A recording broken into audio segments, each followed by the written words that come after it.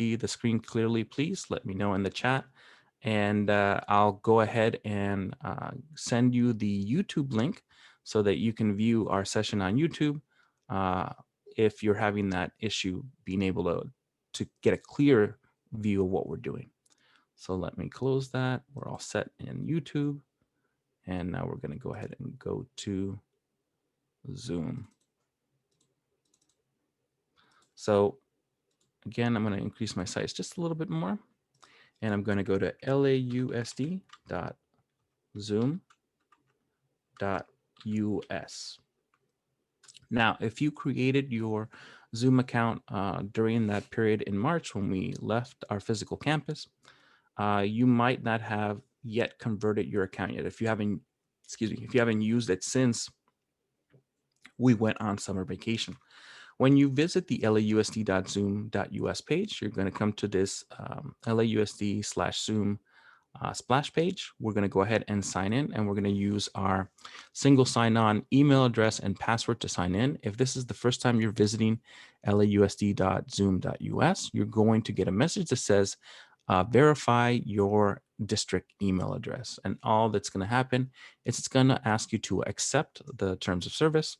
Once you do that, you'll receive an email in your district inbox that has an embedded link or a button.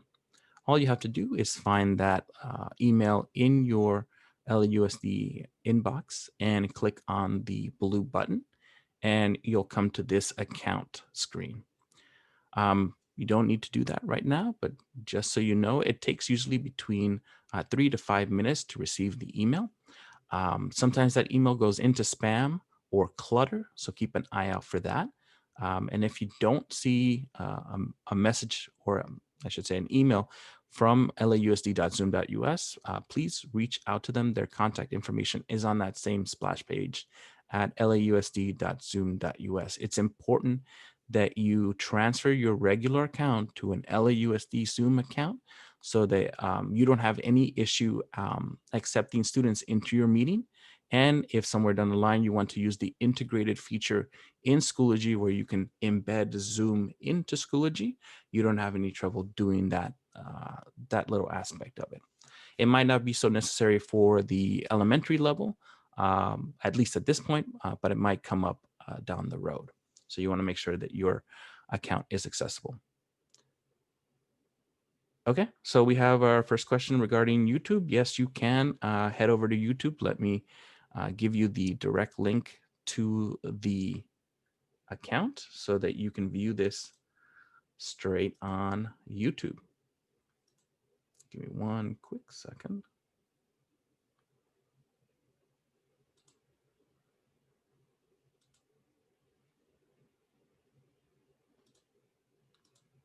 And I'll go ahead and paste the link right now on our chat. So if you're having trouble seeing us on Zoom, go ahead and use the link that I've just sent out on the chat, and that will open up our YouTube channel where you'll be able to watch our live stream. Okay. All right, we're going to head back to our lausd.zoom.us website. A couple of things that I want to point out to you on the left-hand side is our navigation bar. We have access to our profile where you can update your name, where you can personalize your LAUSD Zoom link. So mine is personalized to my name, Mr. Para or just Mr. Para. So students can, or I should say colleagues could join my meeting if they just go straight to this link. Or if they just type Mr. Para instead of a number for a Zoom meeting. If you want to customize your Zoom link, the way to do that is, again, clicking on Profile, heading down to where it says Personal Link, and you're going to see a button or an option on the right-hand side that says Customize. This only happens after you convert your account from a regular account to an lausd.zoom.us account. The way you know if your account is transferred is if you go up here to the upper right-hand corner where your avatar is, or the picture that represents you or your account, and you click on it, you'll see your name, your district email, and you'll see the word licensed. That's how you know that your account has been transferred and converted to LAUSD. And that also means that your 40-minute limit on Zoom has been removed, and you can schedule meetings or recurring meetings uh, up to a year in advance. Not that we would ever have to, but we have that option now. Okay, so we're going to go ahead and head back to our left-hand navigation menu, and we're going to go down and look at meetings, webinars, recordings, and right underneath recordings is the settings section. And that's where we want to start off. We want to make sure that our settings on our Zoom account are set in a way that meet LAUSD standards for safety and access. So we're going to go slowly through the settings section. Some of these I'm going to tell you leave on default, meaning you don't change them from where they are when you access them for the first time. So the waiting room function, you can't even mess with that. That's set by the district and you cannot change that. All students will go into a waiting room when they access a Zoom, unless you check off join before host, which we do not recommend you do at any time. And I'll show you where we make sure we turn that off so you don't accidentally leave that on. So somebody asked on the chat, you have the Zoom app on your Mac and you are signed in with your SSO. Is that okay? Is that being licensed? Great question. I would still use your browser to double check to make sure that your account has been fully converted, because it could be that you're just accessing the regular Zoom account and not your lausd.zoom account, because the app will still let you log in even if your account is not converted. So I would recommend taking a minute, jumping on your browser, going to lausd.zoom.us, maybe not right now, but a little bit later, and just making sure that you log in through the website to make sure that your account is licensed and converted. Thank you for the question. All right, we're going to go ahead and scroll down a little bit. We want to make sure that we require a password when scheduling new meetings, and I'll show you how we're going to use that setting to create an extra layer of protection for you and your students, and how that won't affect our little ones, where the link that we're using is not going to force them to know what our password is or to enter it. It's just about how we embed it in Schoology that creates that extra layer of protection. All right, we're going to scroll a little bit more. We're going to leave these settings in default. Not going to change anything here. Not going to change anything here. When we get to schedule meeting settings, we want to make sure that the host video is on. I would recommend leaving it on, although I leave that to your discretion. But it's always good to have that focus point when you start your session. And it might be that your host video is turned on and that you put an image up so that students are maybe looking at your norms when they come in. And I will show you an example of a norms card that I created for my school site, Stephen White Middle School, that kind of just addresses what the expectations are. And that opens up all classes. Okay, so question was asked, where do we look again to see if our accounts are converted? Anytime you're logged into the lausd.zoom.us website, if you look at the upper right-hand corner, you'll see a little square with a picture on it. That's your avatar or the image representation of you or your account. When you click on that little picture, you'll see your name, you'll see your district email, and what you're looking for is the word licensed. As long as you have that set up, you know that your account is converted and all the upgraded settings are accessible to you. All right, we're going to go ahead and continue down. As a recommendation, I'm saying to leave participant cameras off by default at the start, because you don't know what kind of state students might be logging in. And the other thing is you want to make sure that you're using the full amount of your bandwidth at the beginning to make sure that whatever you have posted up when students log in, they're able to see. Just like when today we had some participants say, oh, screen was kind of blurry, it was difficult to see. That's even right now with all of us having our microphones off, having our cameras off. I mean, we have 71 people in this Zoom, so you won't have that big of an issue with your class numbers. But if we have students that have slow internet and may not have access to a hotspot, whatever we can do to make sure that they're able to see what we need them to see, at least at the beginning of a session when you're starting your direct instruction, you want to be able to do that. And to make that accommodation, we default set our participant video as off at the beginning. Doesn't mean that we can't have our participants turn their camera on later as we instruct, but at least at the beginning, we want to make sure that this is off. As we go down a little bit more, we look at audio type. I take off the option for telephone. I don't think I've ever had a student log into a session by telephone. And it's really inconvenient to have them or walk them through that particular set of steps to have them on the telephone and on the camera in the computer. So to make the instructions a little easier, I always click on computer audio. And that's if you ever have to actually share out your Zoom invitation in full, it actually condenses the amount of information that you have to send out. So it's not hard to find the link that people need to click on in order to access your meeting. We want to make sure, absolutely make sure, that join before host is turned off. Because what happens if we leave join before uh, no, so what happens if we leave join before host is that if students click on your link and this is turned on, students can actually begin the session by themselves and other students can join that same session. And so students can see each other, they can talk to each other prior to you being in that meeting. So you absolutely do not want that to be turned on. Somebody asked on the chat whether the telephone also refers to cell phones. Only if they are dialing in by phone number. If they're using the application, that still falls under computer audio. So telephone only refers to physically dialing the number that Zoom provides to connect through the call, to connect to the Zoom meeting by telephone. Okay, we're going to go a little bit more down.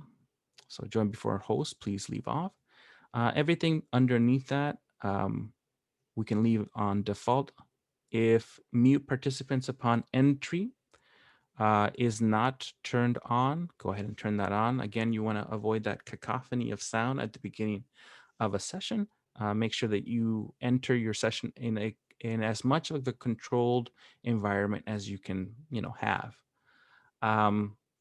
Make sure that you turn on your upcoming meeting reminder. This is going to be helpful if you have the application installed. It's going to give you a little reminder, and you can set that reminder to be either half an hour, 15 minutes, 5 minutes before the meeting, just as a heads up. And as we get into the semester, maybe it won't be as necessary for you to don't have as many breaks in between the sessions as our middle school or high school colleagues, but you might want to have that on just in case. Okay, somebody asked in the chat, did you say join before host be on or off? Off, absolutely off.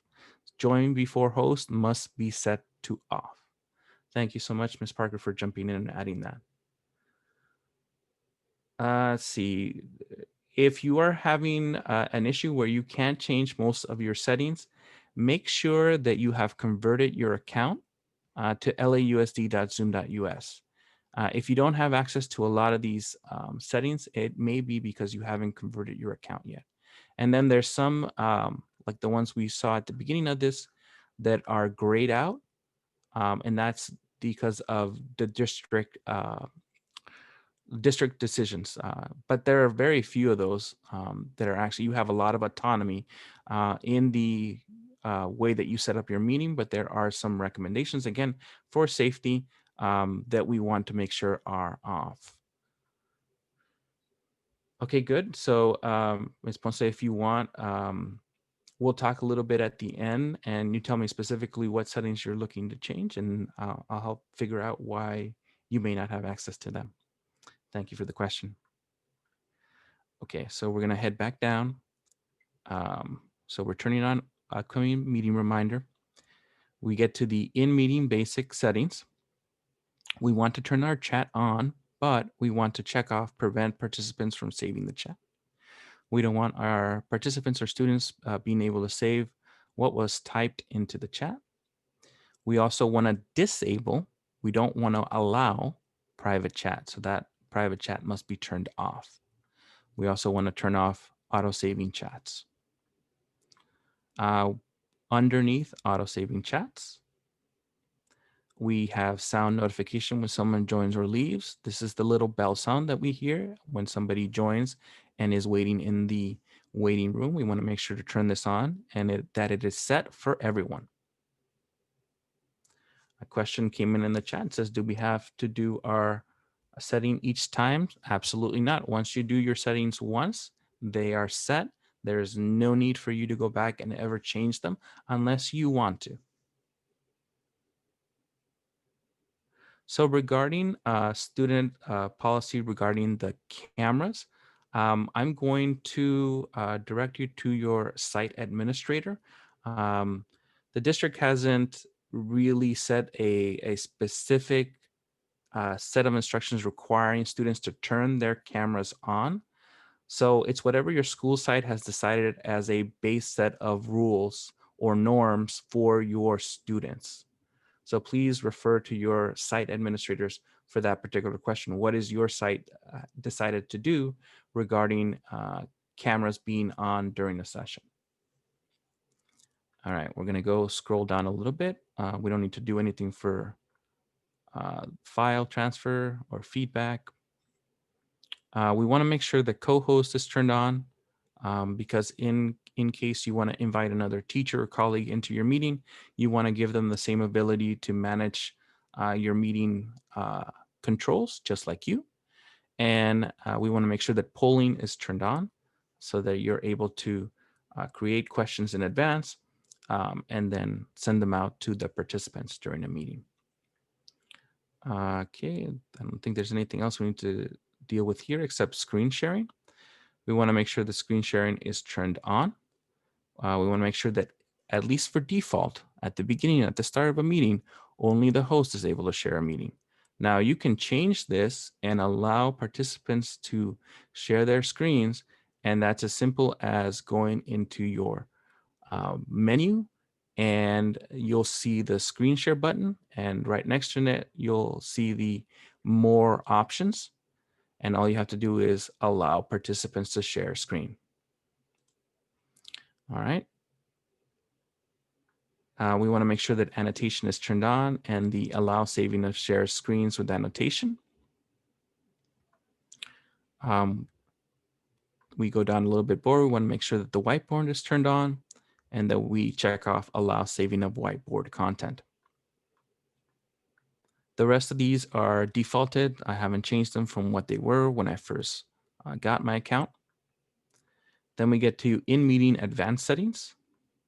And here we want to just make sure that breakout rooms are turned on and that you check off allow host to assign participants to breakout rooms when scheduling. Okay. And we'll talk a little bit about how to set up breakout rooms a little later when we talk about practical uses of Zoom.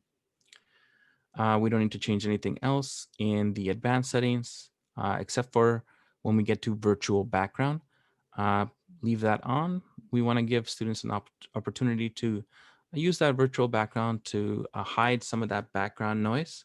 This might be something that is really more for your upper grade levels, maybe third and up. But we do want to give them that option. However, we want to make sure to turn off or not check allow use of videos for virtual backgrounds. Then we get to video filters. Now, Zoom has turned this on by default. We want to turn it off. What the video filters are filters like you would find in Snapchat or Instagram, where participants can have little pictures overlaid on their camera view, so that they can add little pirate patches to their face, or bunny ears, or little doggy tongues, or all kinds of things that might be a little distracting to normal day-to-day operation. However, you may want to have maybe like a fun Friday activity where you turn on the video filters and the kids can just have a silly little time being pirates, and kind of joining in that fun. So for the immediate time, turn it off. If you feel comfortable, maybe play with the video filters ability with some colleagues first so that you become a little more um, aware of how it works. And then if you want, you can introduce it into your class. All right, we're going to leave the rest of these in default, not have to change anything. And we are done with our settings. And once we've, like I said, once we've done our settings, we don't ever have to make any changes unless we want to specifically make changes. All right, we are now going to go back to our left-hand menu and we're going to click on meetings.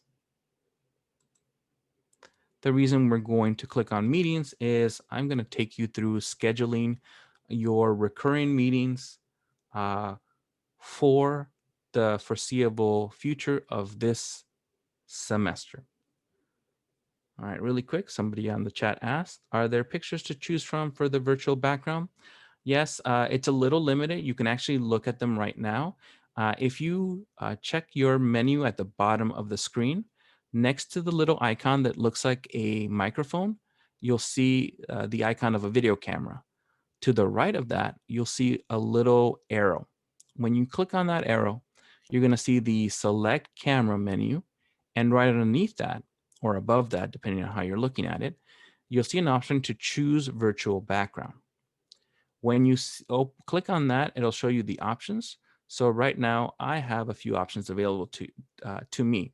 You see right now, I actually added a picture of my school site. I have a hallway down at Stephen White Middle School, but I can simply switch to the Golden Gate Bridge, a grassy field, or floating out in outer space. Or I could set none,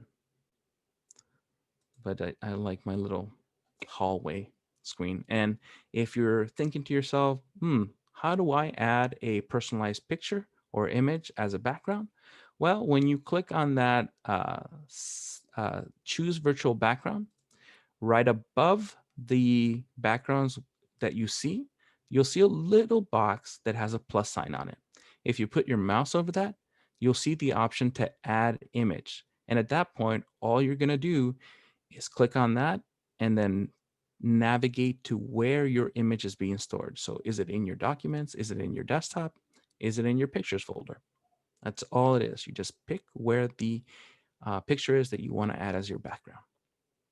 All right, I'm going to go ahead and close this because you guys only see a gray square anyway.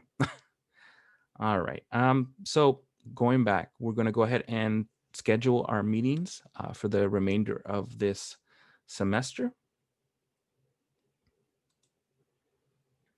Okay, and the first thing we're going to want to do is we're going to change the topic. And what we're going to do is we're going to call this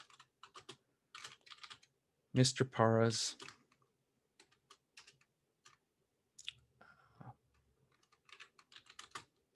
first grade Zoom link. Okay. Once we've done that, we're going to go down and we're going to set the beginning date for our meetings. And the beginning date is going to be the beginning date for the school year, which is August 18th. And we're going to set our start time as 8 a.m. Now, please refer to your school site chosen schedule to determine when your start time is. What I've recommended for most elementary schools is that you set your beginning time at the time that school starts, and that you set your duration to 6 hours, to whatever the length of your day is. Could be 5 hours. The time and date don't really matter because you can start your meeting at any time. And as long as you're logged in, you've started your meeting, you hit start next to your meeting link, then students can join. So If you're worried about having to create multiple links, you can create just one link and make sure that that's a recurring link that is set on the date so that students know what days they're supposed to meet with you. But they don't have to necessarily be or on the time that you set initially. So I'm going to set this for 8 a.m. I'm going to set it for 1 hour right now because that, again, that time doesn't matter. I can start my meeting wherever I want. And when I put my meeting in Zoom, I can actually set the specific time that the class is going to meet. So once I set my beginning date, which is important, set the starting time, which is not as important. I'm going to look underneath the time zone option and I'm going to click on recurring meetings. Once I check that off, I'm going to change my recurrence from daily to weekly. And the reason we do this is we have certain days of the week that we're able to meet with students. Again, that's due to the contractual UTLA, LAUSD selected schedule. So please refer to your school site administrator as to what dates you'll be setting for your meetings. So let's say, for example, you're only seeing your group on Tuesdays and Thursdays. Well, if we create a recurring meeting for Tuesdays and Thursdays and we set the end date to the furthest date possible in the semester, which is December 18th, then Zoom is going to go ahead and create those meetings for every Tuesday and Thursday occurring between August 18th and December 18th. Okay. We want to make sure that the security is set on. Video host is set on. Participant video is set off. Again, this is your preference, but I'm going to say leave just computer audio on. You make sure that enable join before host is turned off and that mute participants upon entry is checked on. Okay. The other thing that I want to make sure we point out is the alternative host option. An alternative host is someone else that you're giving the ability to start your meeting. For most school sites, that's either going to be one of your administrators or your SAA, and I'll tell you why. If you call in sick and you're not able to start your meeting, there needs to be someone else who has the ability at your school site to start your meeting, allow the substitute to come in, and then pass hosting duties to the substitute so they can meet your students using the same link that's already embedded in Schoology. Can you set your alternative host to be the RST? Again, I'm going to say check in with your school site administrator. They're the ones that are setting the norms as far as who to set as your alternative host. So that could be a possibility, but again, please check with your school site administrator to make sure you know who to set as your alternative host. Who is the person that if you're not there, can start your meeting through their account. Okay, once we set our alternative host, we're going to go ahead and click save. And now we have our recurring meetings. If I go back and I click on meetings, I'll see that I have all my recurring meetings happening. And I'm just going to click on one. The important part here is the invite link. This information right here is what we're going to need to copy and put into Schoology. And I'll show you what the different parts mean.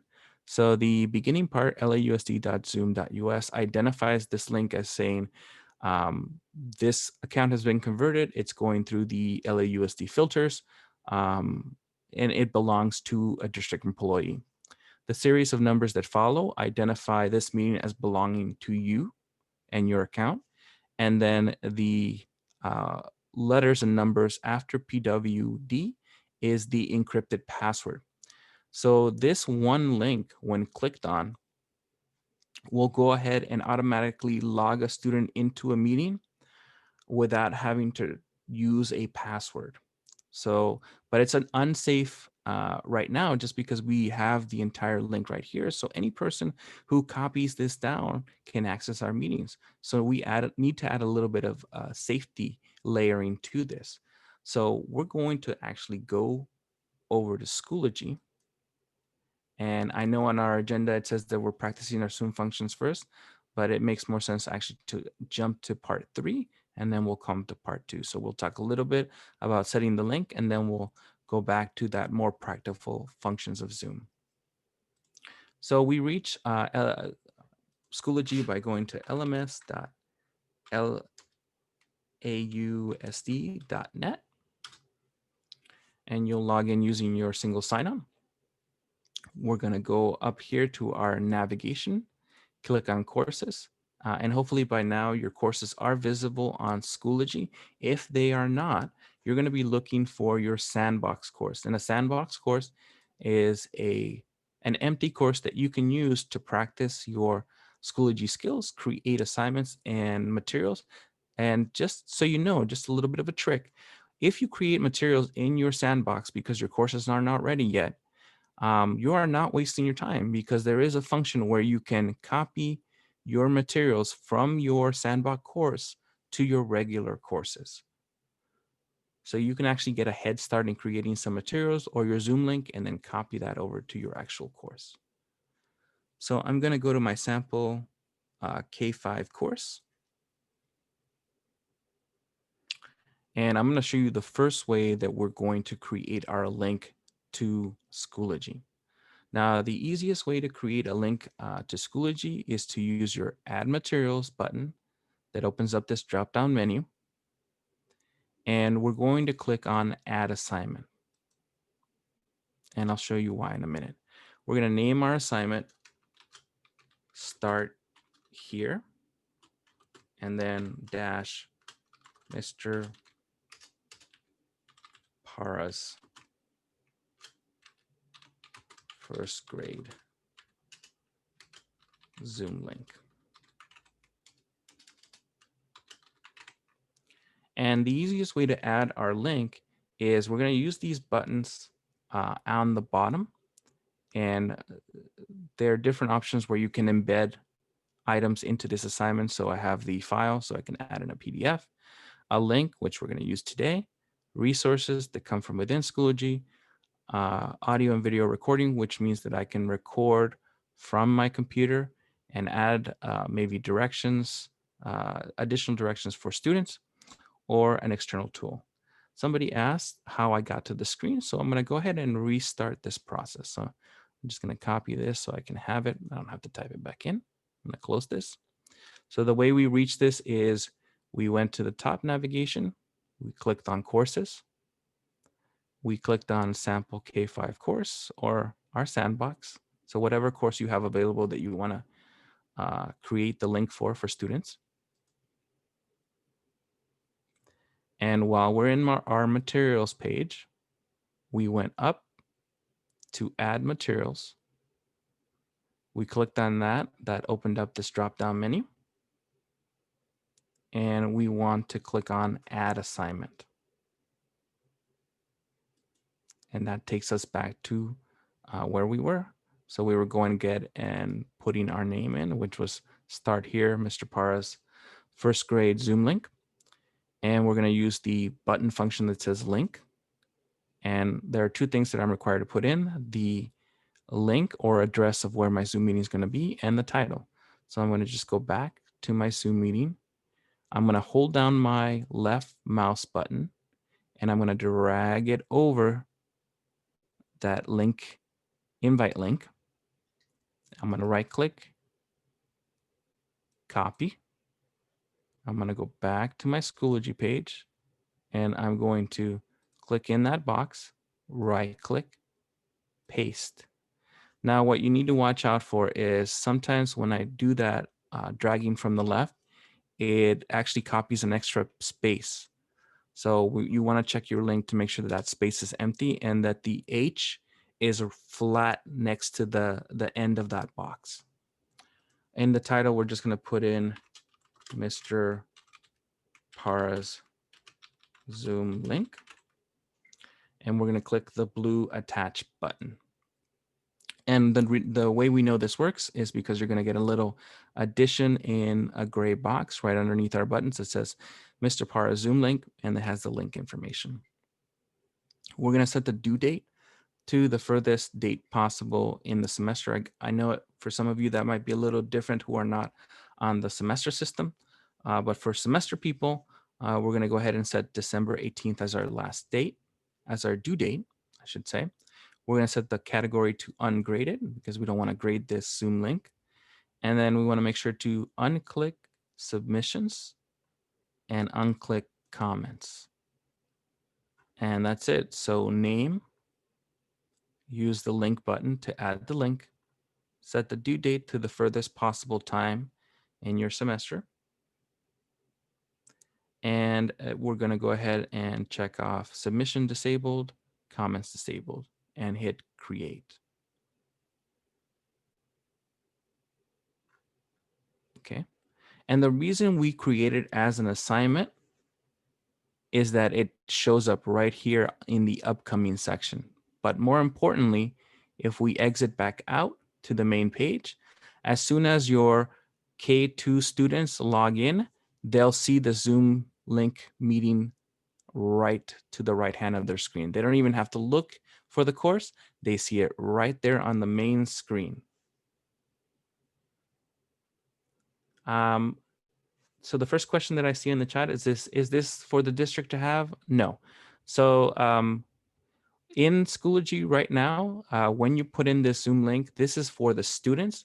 This is not for your administrator. This is not for anybody else because no one can access your course except you and your students.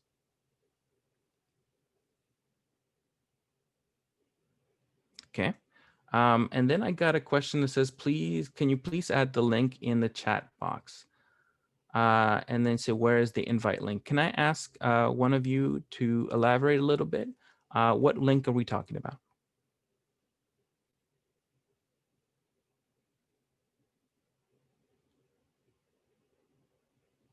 Okay. I got another question. How do we add our students' name? Great question. So yes, so let me answer that first question and I'll get to the next question that popped up in the chat. You don't have to add your students.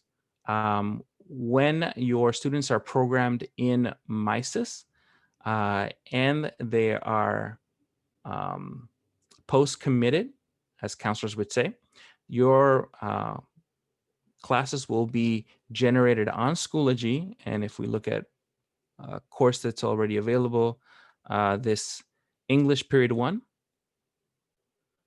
the students will be added automatically.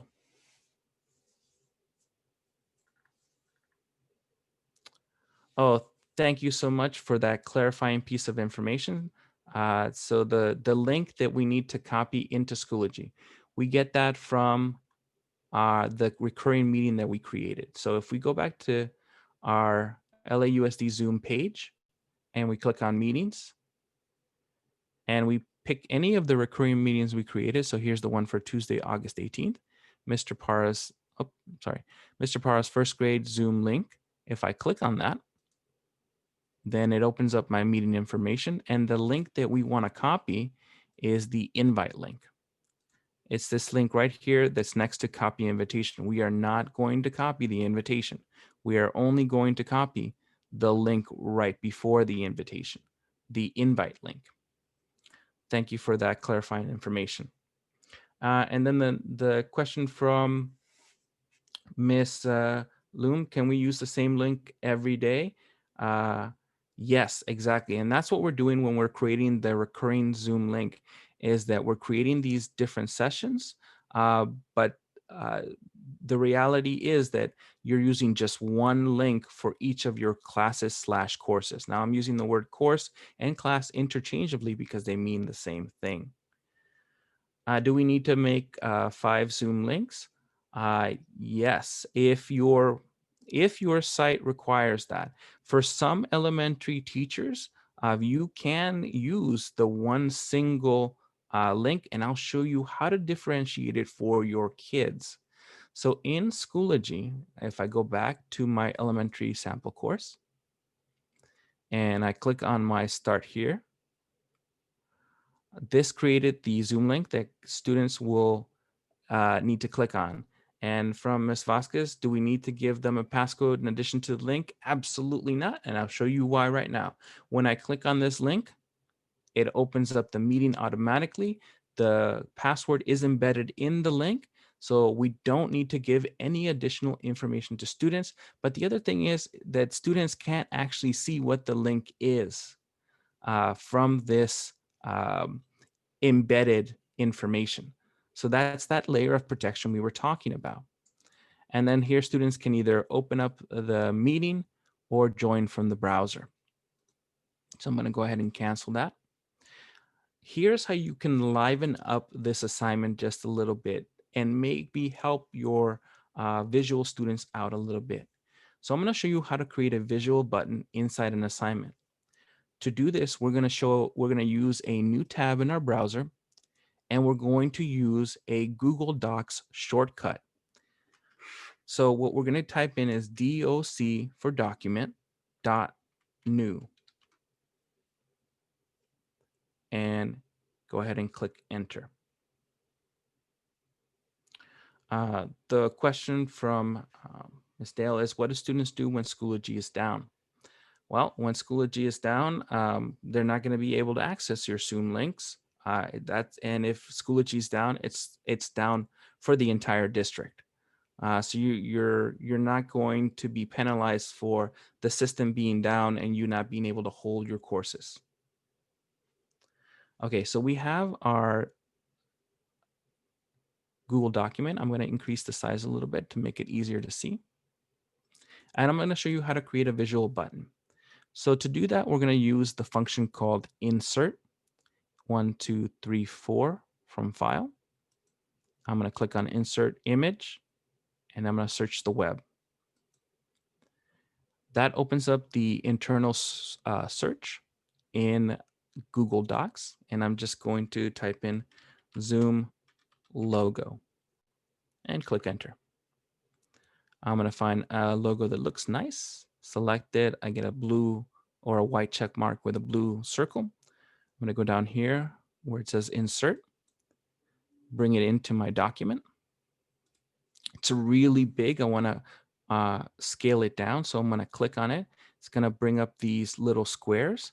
If I click on one with my left mouse button and I drag it, I can actually make it smaller and more the size of an actual like web button. All right. Now that we have our visual part, we need to link it to our Zoom meeting link. So we're going to go back to our meeting page. And again, we're going to look for that invite link.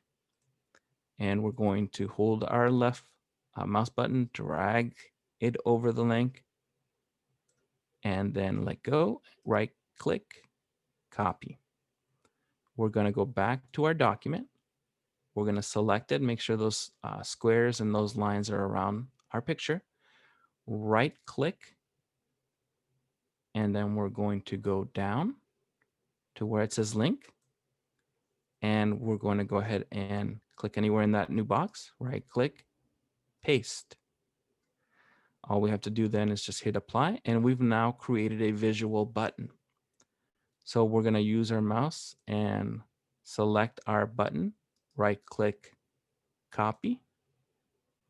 And we're going to go back to our Schoology course page and see here's our link, our original assignment.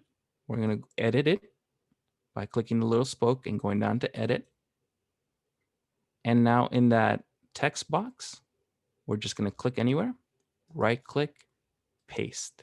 And now we have our button. All we have to do is save changes. And now I'll show you what this looks like for a student. So underneath the course image, you have course options. One of those options is view course as. So we can view the course as a student, and I'm using my nephew's account as a sample student. I'm going to click on the link assignment and see that little picture of Zoom.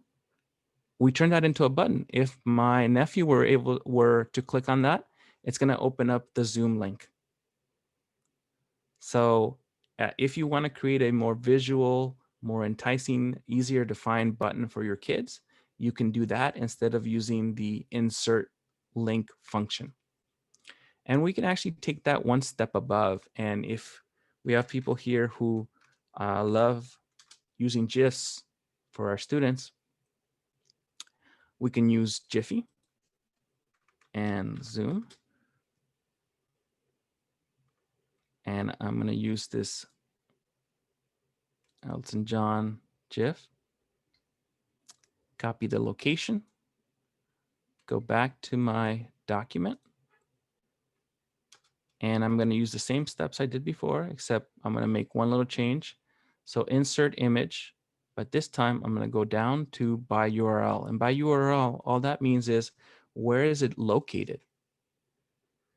All right, and I'm going to go ahead and paste. Google's going to say, yes, I know where that is. I'm going to hit insert.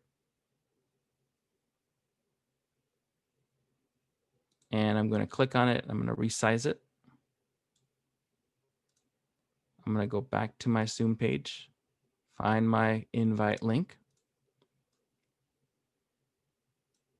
click, copy, go back to my Word document, click on the GIF, right click, and link. I'm going to attach my Zoom link to it, paste, apply. And now I can copy this, live button, copy, go back to Schoology, exit the view course as student, go back to alter my first grade Zoom link by clicking edit.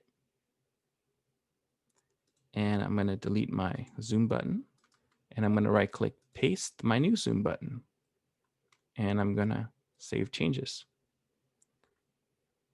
And if I click on course options and view as student, then the student sees that start here, Mr. Parra's first grade Zoom link. Click on that. And now my Elton John Zoom GIF, I can click on it and it opens up my meeting. So we can use this little trick to create buttons to anything, Google Classroom, a web page that you want students to visit, a video on YouTube that you want to share with them. Anything your imagination kind of can think of, you can create and link. I want to address, though, the last question that was brought up, which says, how do we differentiate our weekly Zooms for the between two for the same class? So, Miss Anderson, can you clarify that for me? It might just be that I was out in the sun too long distributing textbooks today, and I might be a little burnt out. But can you elaborate a little bit on your question? And feel free to use your microphone if you don't want to type it all out. Thank you. I had a question because we have a different schedule for Mondays as we do Tuesday through Friday in elementary. Mm-hmm.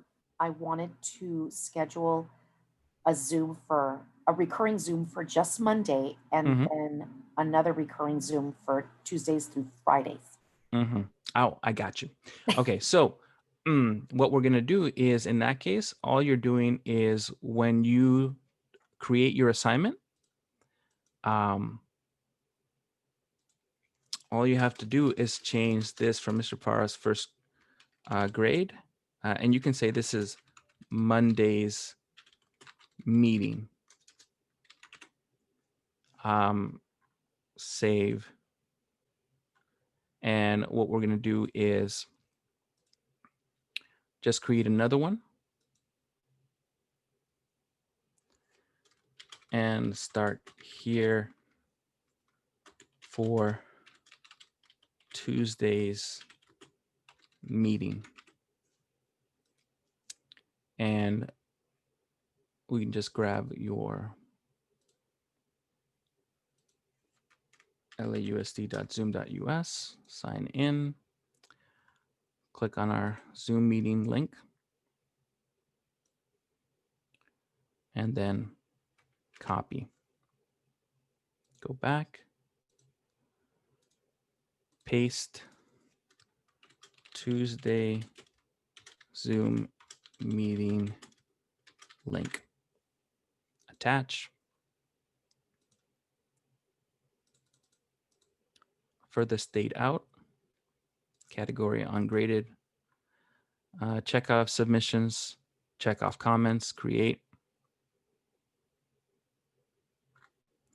And now we have two different assignments, one for Monday's meetings, one for Tuesday's meetings, but it's the same link.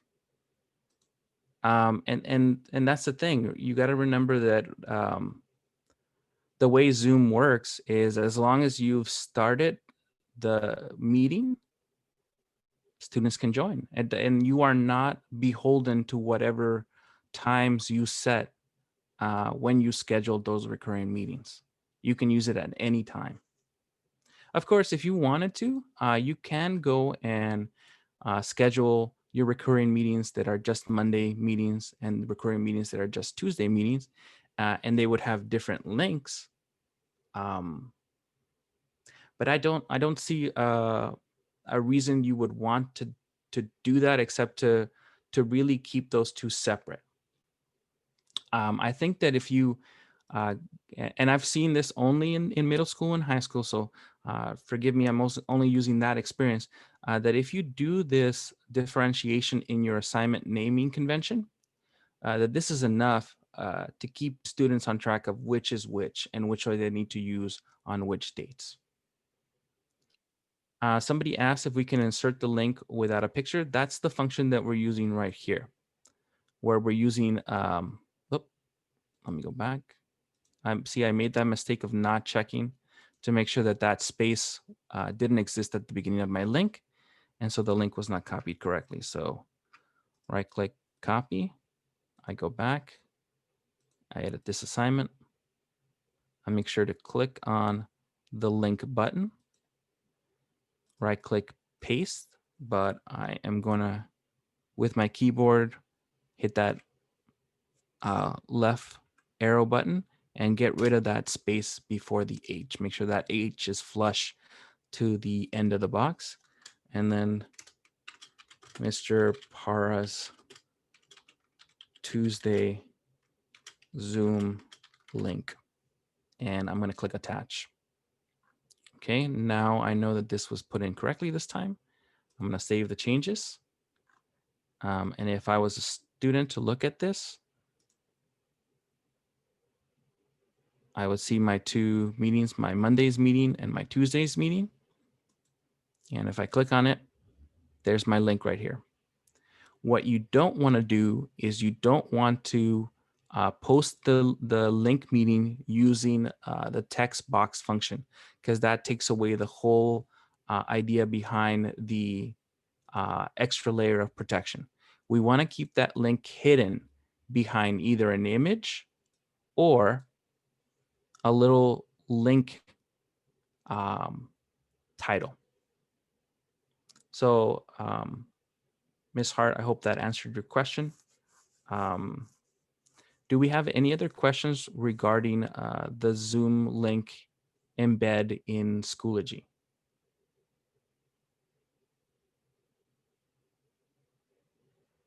Okay, then I have one more thing to show you really quickly, and then we're going to move on. Can you still include a link as an external tool?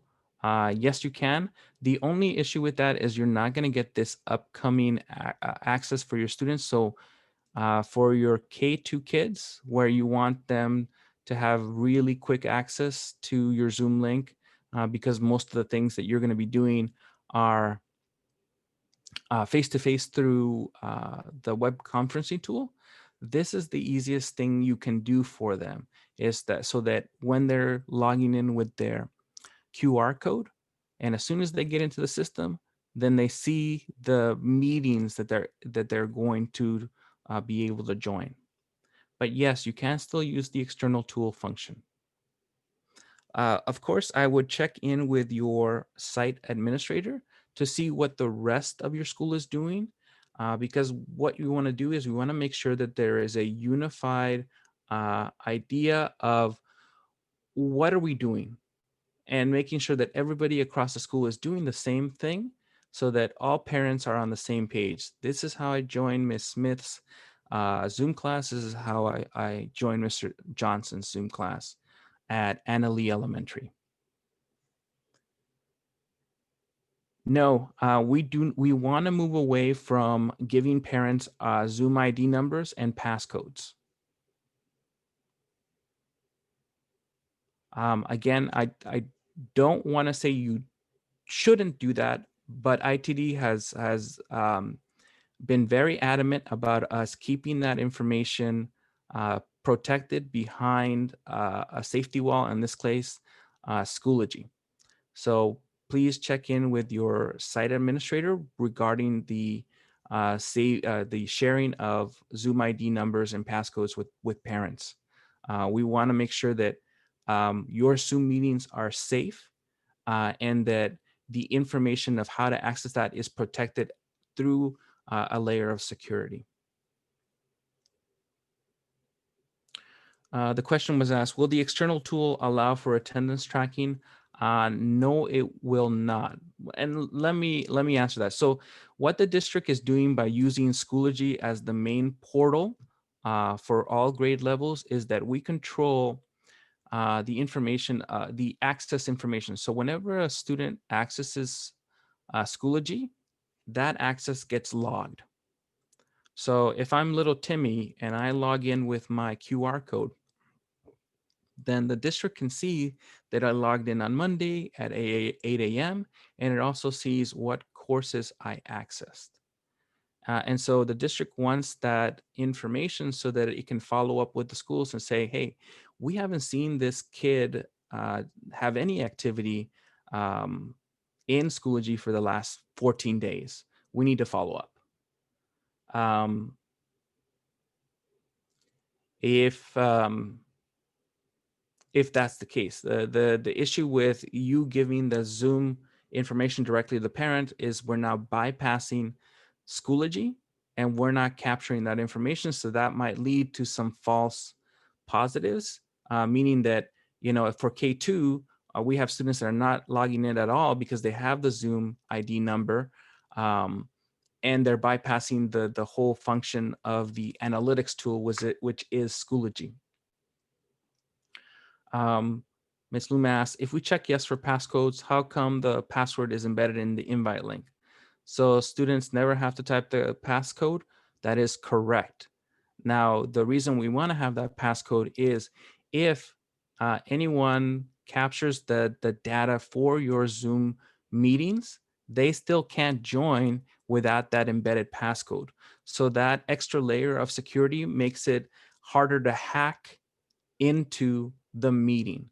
If the meeting was open and then you would only need the ID number, and people can guess ID numbers to join a meeting. In order to join a meeting with a password, they would have to guess the meeting ID and the passcode. Somebody asked, is that how attendance will be taken? Unfortunately not. Unfortunately, the analytics are hard um, to sort by school site. Right now, the way that they're captured is district wide. So it's hard to then take that information and input it into MySys, which is the official system that we're using for attendance. The hope is, though, somewhere down the line that Zoom will add in an attendance function. And if students log in once using their MyMail accounts, then every meeting they join after that, their attendance will be logged through their email that is attached to their ID. But that's still a little bit away. I'm not sure when Zoom will have that function available to us. So for the foreseeable future, we'll be using MySys as a form of attendance. The question came out is, will attendance also be taken from Google Classroom? If it is, you would be doing it uh, as a backup, as your own personal attendance tracker because you still need to report attendance officially on MySys. If for whatever reason I have to change the password in the future, do I then have to redo the link in Schoology? Yes. But the thing about that is you don't need to change the assignment. At any point, you can click on your assignment, right click edit. And if you need to change your link, the only thing you need to do is delete the original link, find the new link that you've created, copy it, add the link function, or if you're using the button hack, then you're going back to your Google Doc. And all you're going to do is right click paste, make sure that you got rid of that space at the beginning, that H is flat to the box, and Mr. Para's Tuesday Zoom link, and attach, save. So now you've updated that information within the assignment, but from the student's point of view, that assignment is the same and it's never changed. So that's the other wonderful thing about this whole process is that students don't need to know when you change your Zoom meeting link, because for them, it's always just going to be the assignment and either the button or the link. Hopefully that answered your question. And let's see, at this point, I'm going to go back and check our agenda. Okay. Oh, there is one other thing that I want to show you. And this is just going back to the whole idea of creating buttons. Is this thing called the page function. So let's say that you want to create a link to Google Classroom that your kids can easily find and use. Okay, so we're going to use from our materials page, the drop-down menu for add materials. And we're going to go down to the option called add page. And we're going to call this page easy buttons. And what we're going to do is we're going to go to our untitled document. And we're going to use the insert image function. And we're going to go back to using search the web. And we're going to type in Google Classroom. Okay, I find a nice little logo. I'm going to select it and insert. I'm going to shrink this down. And then I'm going to go to classroom.google.com. And once you've set up your Google Classroom, you can actually create a direct link to your class so that kids can have a shortcut straight in.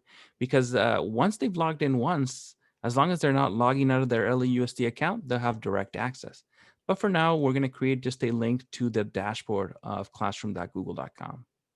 So I'm going to go ahead and right click copy, go back to my untitled document, select my image that I want to turn into a button, go down link, and paste this and apply.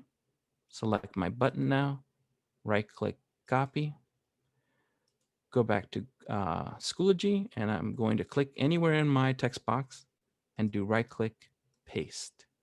And then the only thing I need to do is make sure that display on new page is clicked on and create. And I have an easy button that I can move wherever I want, and students can just click on, and it'll take them straight into Classroom. The other thing you can do, and this is use the update function, which is right under materials. And if you paste your button here, and then look for that little text bubble with the plus sign on it, and click out the mark as announcement, and then hit post. What that's going to do is that's going to situate your button at the top of the course. So if there really is a location or item that you want to share with your class and make it very visible, very easy to find, you're going to want to use your announcement function. If you're looking to create something that's going to be um, a part of your course and easy to access, um, you create the easy buttons function. And if you don't want this to show all the time, you can go up to add materials, add folder, and call this easy buttons, and click create. And you can drag your easy button page into your folder.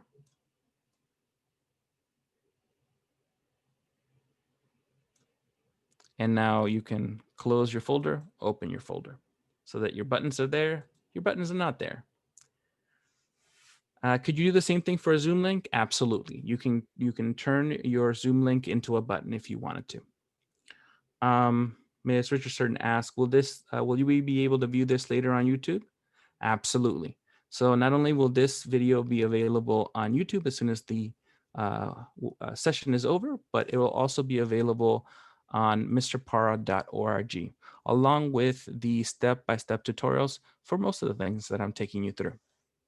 Does anybody have any questions regarding the announcement button or embedding your Schoology link as a link or as a button?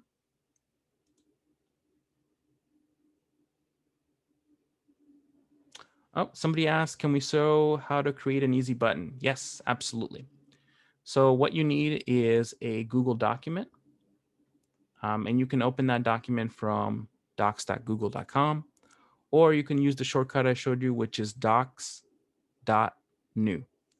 And all we have to do, and I'm going to delete some of these buttons, is you can create a static button by selecting an image. So let's say that I wanted to create uh, a turtle button. So I'm going to go to insert, which is right at the top of my navigation, image, search the web. My search function is going to open within Google Docs, and I'm going to search for turtle. And this turtle is majestic, so I will select it, hit insert, and I'm going to resize this so it's a little bit smaller for buttons. And then I'm going to go to youtube.com, and I'm going to search for turtle videos. Whoops. Well, maybe it would help if I spelled turtle correctly. Okay. And let's go with I strapped a GoPro on a tank turtle. Ooh. 5 best pet turtles. Oh, turtle facts for kids. Okay, yes, I like this one. Okay, I'm gonna go ahead and go to the video link, right click, copy. Pause this. And I'm gonna go back to my page. I'm gonna right click on my image of the turtle and go down to the link function.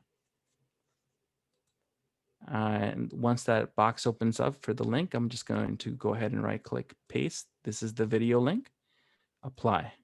And now I have my easy button. I'm going to select that button. The way that I know that my button works is when I select it, it shows me what it's linked to. In this case, is that YouTube video. I'm going to right click, copy. And if I go back here, I can remove my announcement button, right click, paste, make sure that my announcement section is selected, hit post.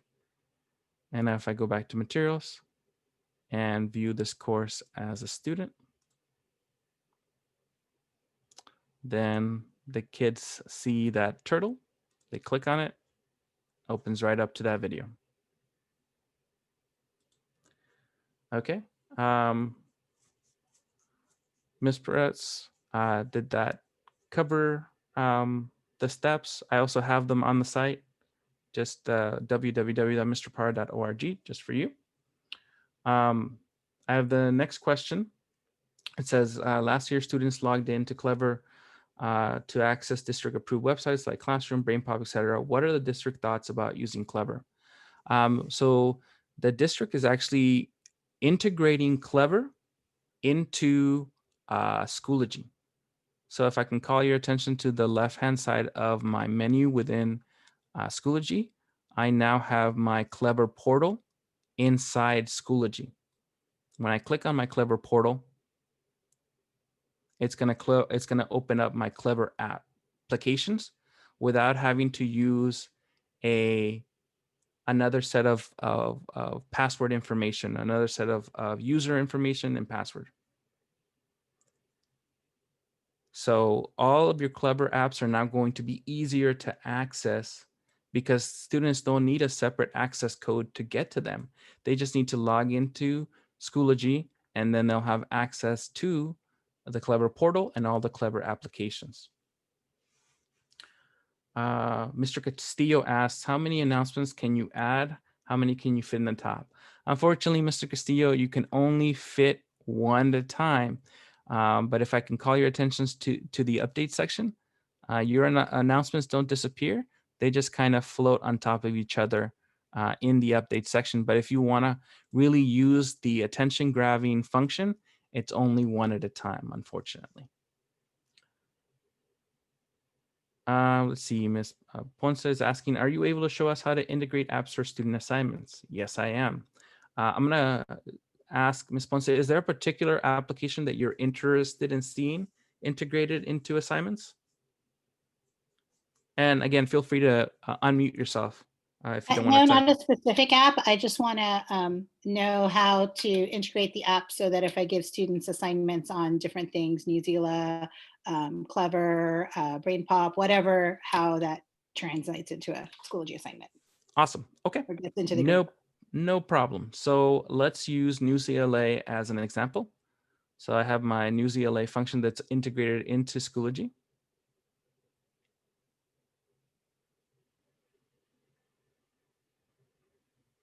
I'm going to skip the intro.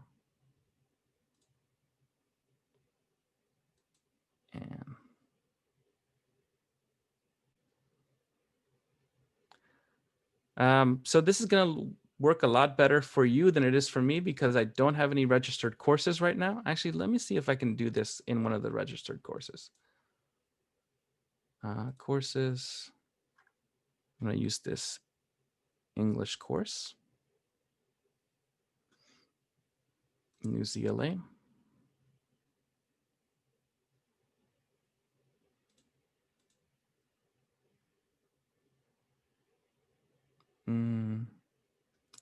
Could be that I'm not logged in correctly. Okay, so I wonder if Nearpod is active now. Yes. Log in with Google.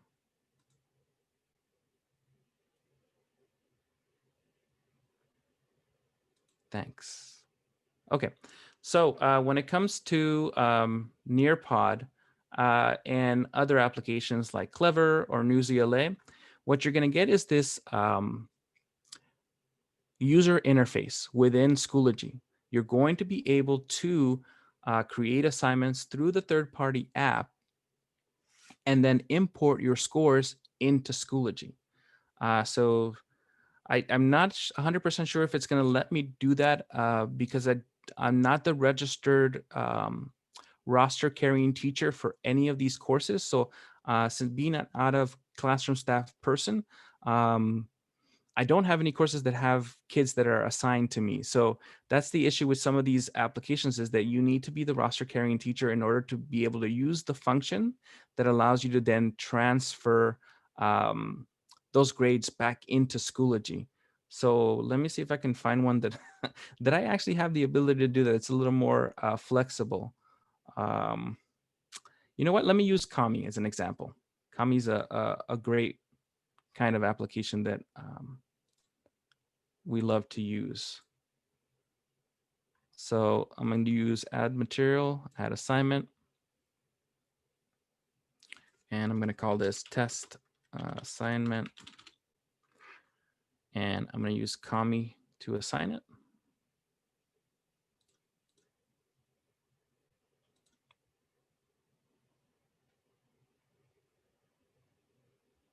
Okay, I'm going to search for PDFs.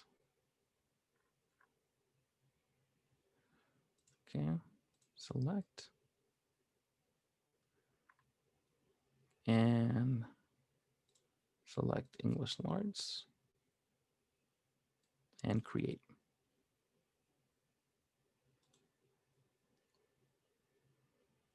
So, Miss Dale, I'm trying to use Kami to create a test assignment. And what Kami does is it allows you to write or interact with PDFs. And so when you assign a PDF assignment, it could be a worksheet, it could be a set of questions. Students will see the PDF and they'll be able to mark up the assignment directly. They're able to draw on it. They're able to put in shapes. They're able to edit that. They're able to add images. They're able to add text.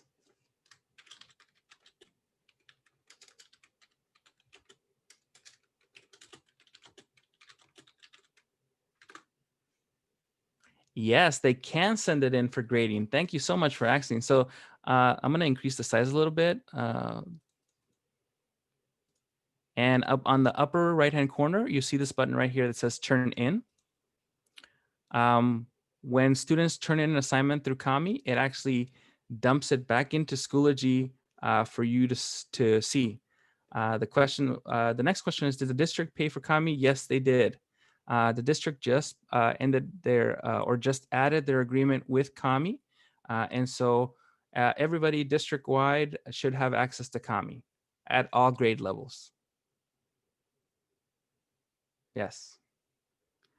And so if you haven't used Kami yet, I would highly recommend you play with it and you really get a chance to kind of work through it. Because aside from being able to add images to markup, students can add speech to 9 to 9:30 a.m. or have things read to them 9:35 to 10:35 a.m. in the document, making it more accessible, along with having an internal dictionary to use. Some people are asking, how do we get Kami? Kami is in the Schoology app catalog. So I'll show you. Actually, let me take the step back. You don't need to add Kami from the waffle. The way you actually add Kami is very simple. We visit the Kami website.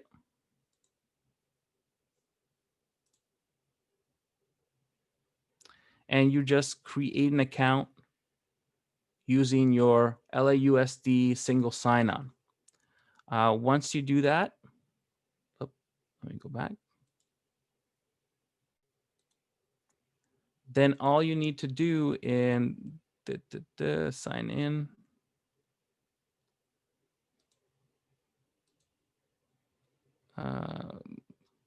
Sorry, we got to go back to Google. I keep forgetting this step, but I do have these steps for you available on the www.mrpower.org website. All you have to do is type in Chrome, Kami add-on, and you'll get the Kami PDF Chrome extension. Once you've installed this extension, that's it. That's all you have to do. Kami is accessible through Schoology. And there are actually, I believe, if I go back to Schoology, you can, when you assign an assignment with Schoology, you can actually attach instructions for your students on how to activate that Kami extension so they're able to use the application. I do have, I believe, if I go back to here, a video on how to how to walk students through activating the Kami application. If you're looking for something that is very easy to access PDFs for students so they can access materials that they can write on and then directly submit to you, then yes, in that way it is easier than Google Classroom because it does allow you to integrate those grades directly into your grade book for Schoology. Okay, I'm gonna close this. I want to check, make sure that we are on time. I don't, whoop, we're a little bit over.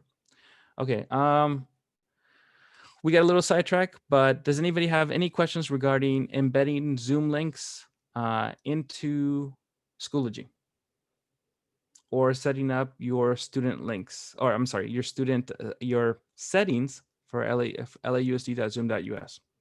Wow, it's been a long day.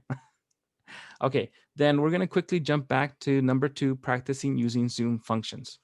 So there's one in particular that I want you to make sure you know how to use, and that is the poll function. And the way we use the poll function is after you've created any meeting, it doesn't matter, and you click on that meeting link, if you scroll all the way to the bottom, you'll see the poll function. And right there, you're able to add questions. And this could be test poll. And this could be, how are you feeling today? And you'll add in your answers. Great, fine, meh,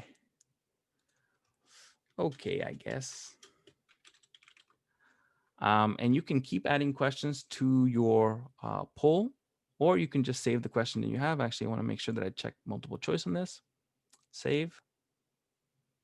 And now my question is ready to present to my participants. Now I can do this before I start the Zoom meeting, or I can do this after I've started the Zoom meeting. Because what happens is you'll create your poll question, and let me show you a quick little video on the poll function so you could see how you deploy that out to your students. So we create the question. We have our question set.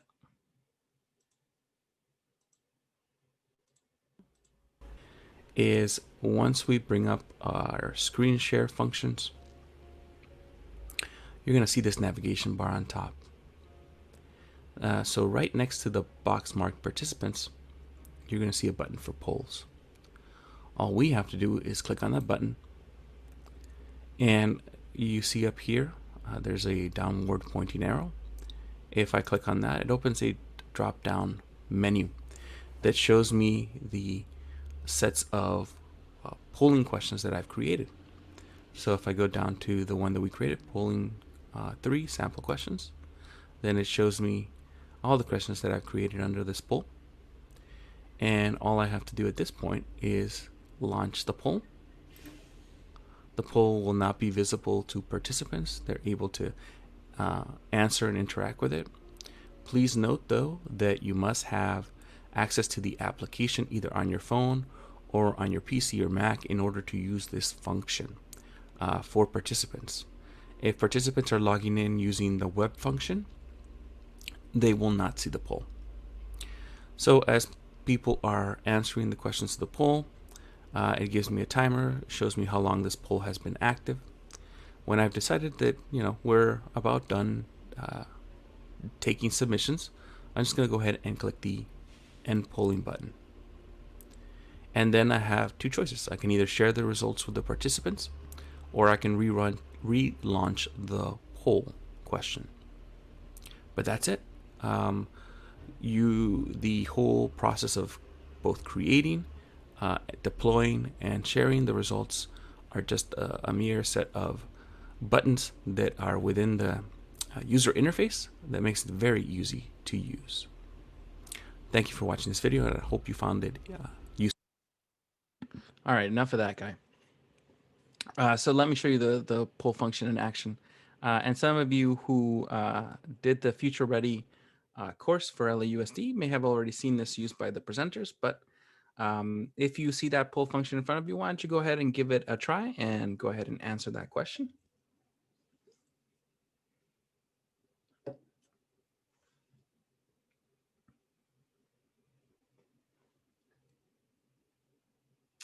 And we can see all that instant feedback come back in. And as you are responding to this poll question, I'm seeing in real time how many people are accessing the poll, responding, the number of, or I should say the percentage of people who've responded. If you want to know who is not participating in the poll, unfortunately at this time, uh, the program is not sharing those analytics. But once Zoom integrates that attendance function and requires that students log in with their credentials at least once, then it'll be easier to navigate with the poll function and be able to say, oh, this set of students selected this answer, this set of students selected the other answer. But for the time being, if you want to know who is answering your poll and what they're answering, your best option is to actually use Google Forms, because you can set that to collect email addresses. And if your students are using Chromebooks, then their system is already kind of logged in with their credentials. And so you're capturing that data about who is answering what and what their answer is. Are we able to make pre-K and second grade kid-friendly polls? Yeah, of course. And the things with this, this poll function is not as versatile as Google Forms. I would say that Google Forms would probably be the best uh, kid-friendly poll that you could use. And if you're interested in using forms as a way to take polls and to create student-friendly polls, please, I'm going to put my email in there. Reach out to me. I do have some. I don't know if I can pull them out of my sample folder right now, because I want to make sure that we cover everything that I said we were going to cover. But please reach out to me and say, Mr. Parra, you mentioned that you have a way to create friendly pre-K to second grade polls. How do you do that? And I will send you my guide, and I will also post it on the mrparra.org website. But if you email me, that's how you're going to get the answer quicker. Okay. So we've done the poll function. The one other thing I want to show you is the annotation function, which is a lot of fun. But I'm going to stop sharing, because if I just keep speaking on my own, well, that's not very interactive now, is it? So I'm going to ask for a participant to share their screen at this point. I'm going to go ahead and change the options so that everyone can share. And so if one brave soul among us would share their screen, I will walk you through the controls for the annotation.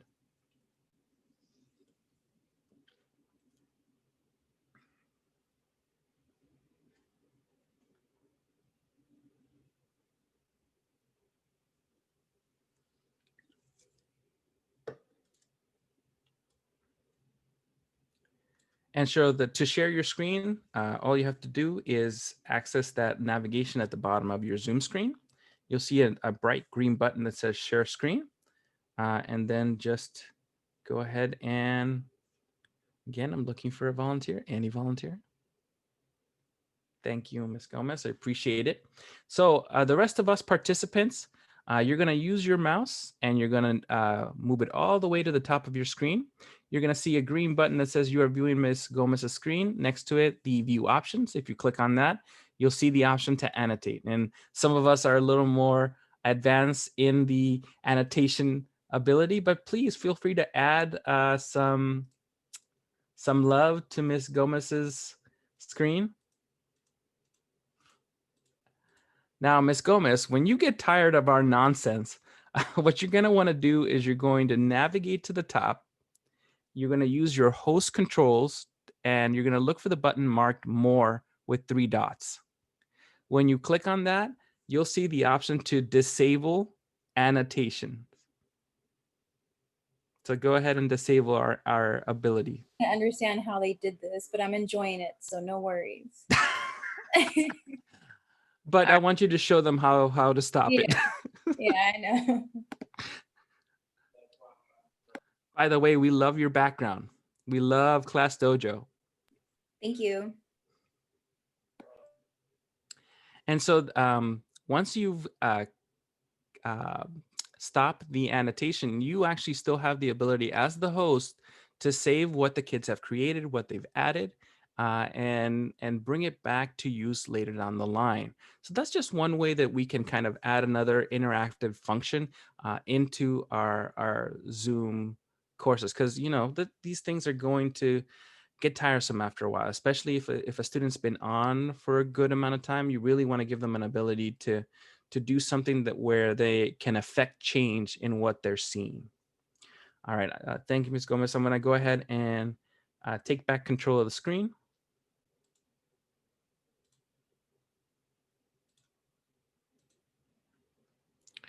Okay, thank you so much. So I'm going to go back to my things. All right, so we've covered the whiteboard, we've covered annotations and polls. Okay, I want to touch on setting up a gradebook, especially for elementary, because I know that in the past you've had issues with MISA's grade passback. I know ITD is currently worked out a solution that they're going to implement later in the year, but that requires you to align your assignments to one of the report card domains. So I have a sample assignment right here, a sample ELA assignment. What I'm going to do is I'm going to right click edit. And the important portion for us right here is the alignment. And let me go ahead and choose another assignment. So I think that one's already been done. Edit. And down here at the bottom of the assignment information, we have learning objectives, align. We're going to click on that button, click on custom learning objectives, click on school, and click on LAUSD elementary school report card domains. We're going to select which domain we are using to grade this assignment, that aligns to this assignment, I should say. And let's say that this one is ELA making meaning from text. I'm going to add the learning objective. And now that assignment is now aligned to that report card domain, I'm going to save changes. When I go to grade this assignment, what I would want to do is where it says scale/rubric. Right now we're at the default elementary, but what I want to do is create new.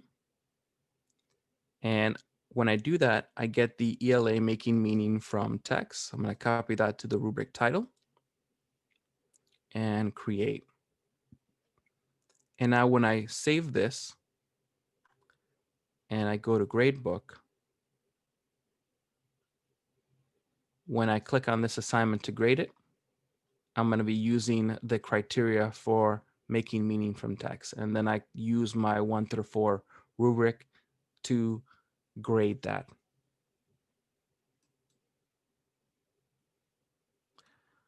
Okay, so I know we're going a little bit fast, but that's just because I want to make sure that we have some time to take questions at the end.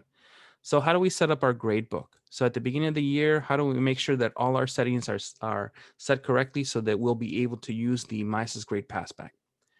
So if I call your attention to the left-hand side navigation, under materials, under updates, under gradebook, you'll find grade setup. The first thing you want to do is you want to create your categories. What some elementary teachers have suggested is that the categories be set up as the report card domains, so that as you're aligning your assignments, you can set them to all your English language arts assignments to the English language category. So when parents go to see those individual grades, they can see them separated by the categories. If you're gonna do that, I would suggest turning on hide course calculated score so they don't see that all these scores are being averaged together or added up together. We want to make sure that we select the default elementary scale so that that little star is next to default elementary. We want to make sure that gradebook scale is set to default elementary. And all we want to do is save our changes. To add a category, all you have to do is use the add button that's next to categories. And you just choose what to name your category. So this could be math, practical, and then you get to choose whether to set this to total points or percent. It's not on the slides, but what I can do, oh, actually, you know what? I do have a tutorial for this. So yes, there, I'll show you exactly where the tutorial for how to set up your gradebook is before we leave today. Thank you for bringing that up.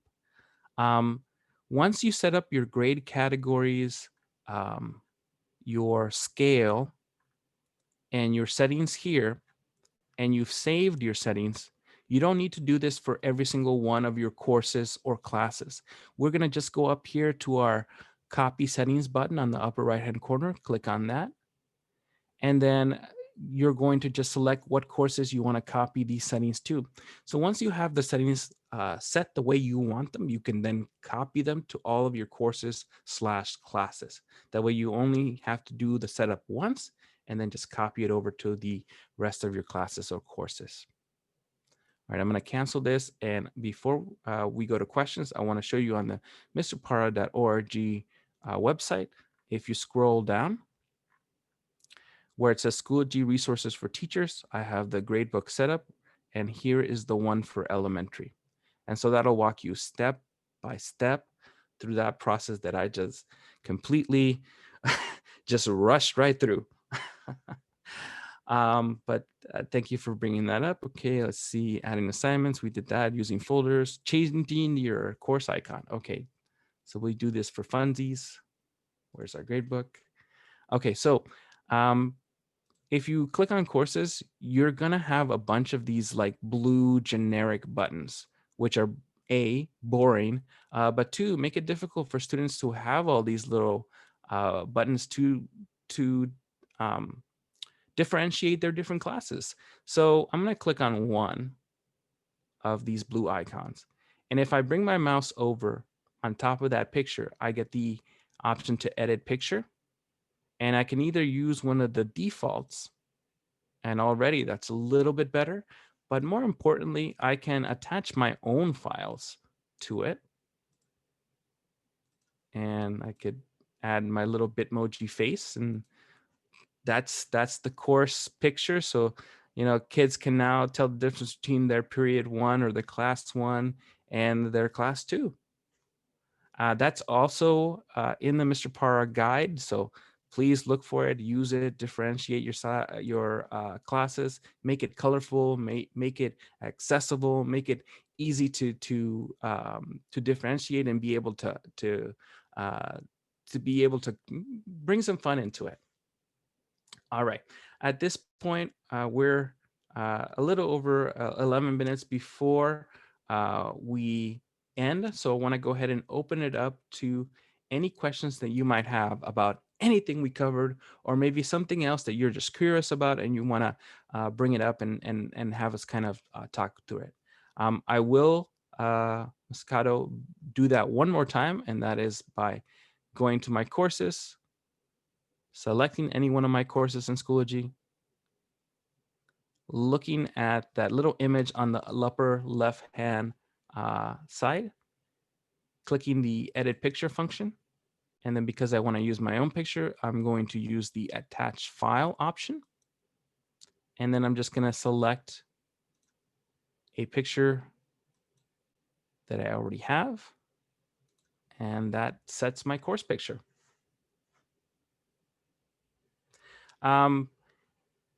The default pictures are great, Ms. Hart. The reason you may be having trouble importing your pictures is that they may not be the right size. So what I would recommend is that you use an application called spark.adobe.com, which is completely free for teachers. And you can create your buttons using this. You can decide that you want to create a different image for your site. Now, and I will go ahead and show you what the official size is for course pictures. So if I go to Schoology course picture size,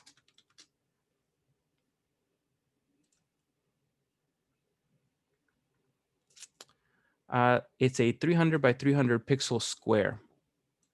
So if I go to Spark and I create a new custom size graphic,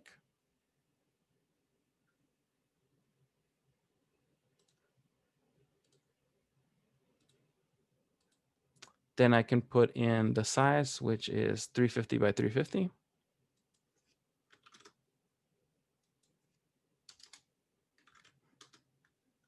Hit next.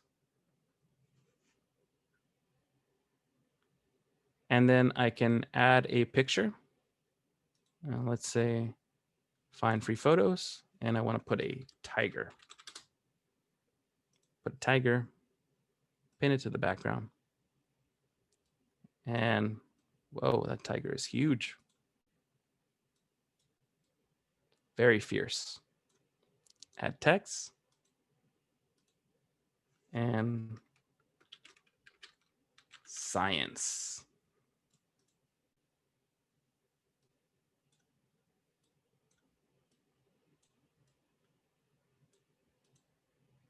And I've created my own little logo. I'm going to download.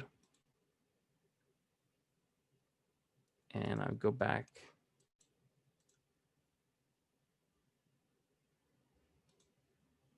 Pictures, attach file, downloads. There's my cat picture.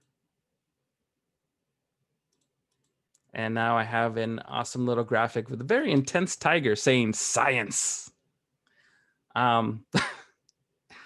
But Adobe Spark is an amazing program. I am in the middle of creating more tutorials for that application, but it is very self-explanatory. It's very fun to play with. And like I said, most importantly, it's free. It's free for all teachers, all educators. You use your single sign-on to access the program, and it's a playground. So please feel free. At this point, yes, if you have a question, please hang around, use your microphone and ask your question. Otherwise, thank you so much for joining us today, for taking time out from your own life to kind of come in and work with us to make sure that you are ready for whatever may come your way for those first couple of weeks. Enjoy your evening. It is well deserved. And if you have any questions, you have my contact information, you have my page. I will update it regularly with additional tutorials. If you have any other questions, please send them to me. If you're looking for a specific tutorial for a particular tool or idea, let me know. I'm more than happy to collaborate and work with you and answer whatever questions you may have. Thank you so much. Mr. Parra, this is Dr. Yes. Hemphill.